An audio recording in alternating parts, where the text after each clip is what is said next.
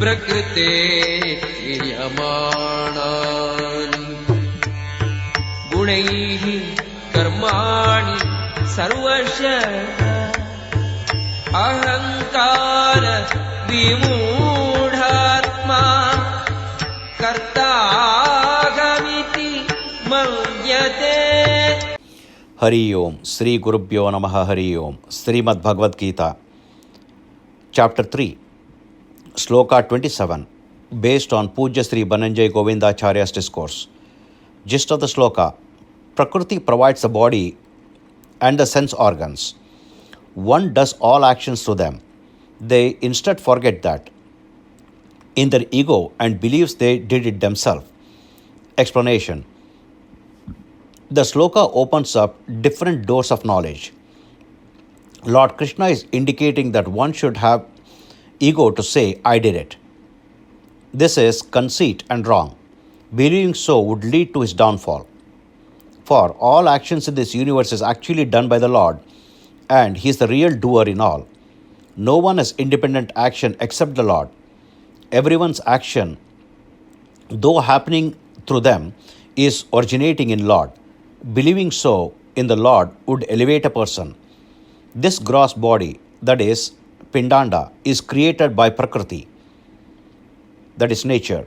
To enable the body, there are sense organs for sensing and organs for actions provided. The primary sense Prakruthi provided are sound, touch, that is air, rasa, taste, water, rupa, vision, agni, fire, and gandha, smell.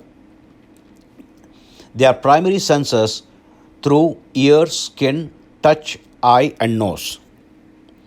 Therefore, to believe that this have been achieved by oneself through self-effort is meaningless. For example, we believe we see, enjoy through our eyes. We need to remember the eye was but an instrument which we saw an object which was placed in front of it by the Lord. We did not create the object, Lord did. We saw and enjoyed what was kept in front of us by the Lord.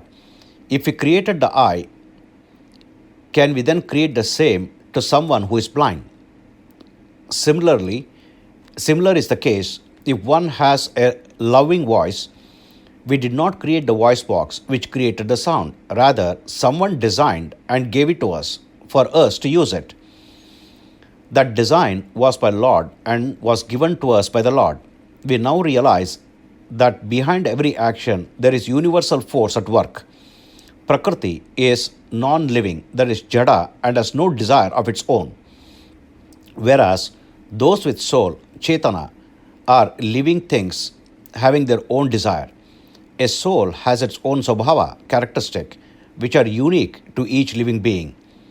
Our every action is in alignment with our svabhava and desire. We have desire but no independence of action. The seeds by themselves cannot grow. The farmer plants, waters it, and then the seed grow according to the svabhava. Similarly is our case with the farmer being the Lord. The only entity which has both independence of action and desire is Lord Krishna himself. He desires and action happens.